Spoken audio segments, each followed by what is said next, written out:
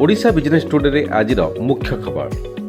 पुरी रे global energy leaders सम्मेलन उद्घाटित। कन्या विवाह मिल 51,000। जनवरी 20 ओएसएस टीईटी परीक्षा। ओडिशा रे बढ़ुछि विदेशी पर्यटकों संख्या।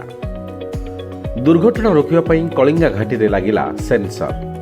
इंडिगोर आउ 300 उड़ान बातिल एवं शेष रे घरोईकरण हेबो आईडीबीआई बैंक। एबे विस्तृत संवाद। 2016 पूर्व देश में प्रति घर एवं उद्योग को बिजुली प्रदान करने एक चैलेंज थिला। बिजुली उत्पादन यथेष्ट नथिला।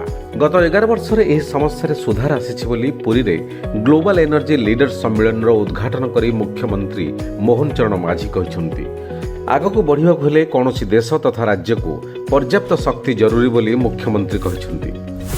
मुख्यमंत्री कन्या विवाह योजना पर गाइडलाइन आसिला। सबु जिलापाल को महिला और शिशु विकास विभाग चिठी। ଏହି ଯୋଜନାରେ ବିବାହ ପାଇଁ କନ୍ୟାକୁ ମିଳିବ 51,000 ଟଙ୍କାର ସହାୟତା ରାଶି। ଡିବିଟି ମାଧ୍ୟମରେ ସିଧା ଆକାଉଣ୍ଟକୁ ଯିବ 35,000 ଟଙ୍କା। ବିଧବା, ଦିବ୍ୟାଙ୍ଗ, ଏସ୍ସି ଏସ୍ଟି ଆର୍ଥିକ ଅନଗ୍ରସରଙ୍କୁ ମିଳିବ ସହାୟତା।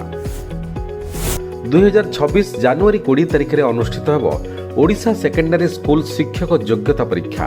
ପରୀକ୍ଷା ପାଇଁ ଇଚ୍ଛୁକ ଥିବା ଆଶାୟୀ ପ୍ରାର୍ଥୀମାନେ ଆଜିଠାରୁ ଆବେଦନ କରିପାରିବେ। ଆସନ୍ତା 17 ତାରିଖ ଆବେଦନର ଶେଷ ତାରିଖ ରହିଛି। ଆଶାୟୀମାନେ ଜାନୁଆରୀ 10 ତାରିଖରେ ବୋର୍ଡ ୱେବସାଇଟ୍ରୁ ଆଡମିଟ୍ କାର୍ଡ ଡାଉନଲୋଡ୍ କରିପାରିବେ। 5 ବର୍ଷରେ 1.33 ଲକ୍ଷ ବିଦେଶୀ ପର୍ଯ୍ୟଟକ ଓଡ଼ିଶା ଆସିଛନ୍ତି ବୋଲି ବିଧାନସଭାରେ ଉପମୁଖ୍ୟମନ୍ତ୍ରୀ ପ୍ରଭାତୀ ପରିଡ଼ା ଲିଖିତ ଉତ୍ତର ଦେଇଛନ୍ତି। 2023ରେ 45,173 ଓ 2024ରେ 53,392 ବିଦେଶୀ ପର୍ଯ୍ୟଟକ ରାଜ୍ୟକୁ ଆସିଛନ୍ତି।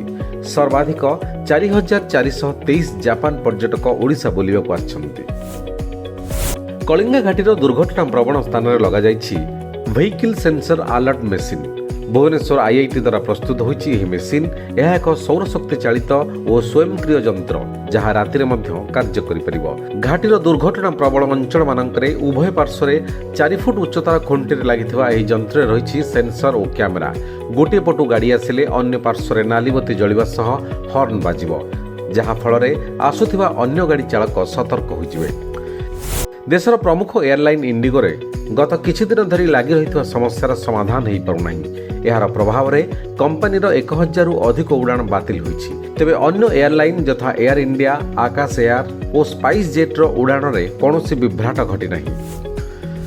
ସରକାର ଆଇଡିବିଆଇ ବ୍ୟାଙ୍କ ଲିମିଟେଡ୍ରେ ଥିବା ଏହାର ଅଂଶଧନକୁ ବିକ୍ରି କରିବାକୁ ଚାହୁଁଛନ୍ତି।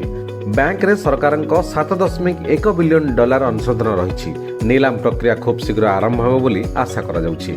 केंद्र सरकार और राष्ट्रायत्त life insurance corporation of India मिलित भाव आईडीबीआई बैंक रे प्राय 95% अंशधन रखिछन्ति। घरोईकरण मार्च 2026 सुधा समाप्त हेबो बोली सरकार सूचना दैछन्ति। It's all of your business. Business breaking.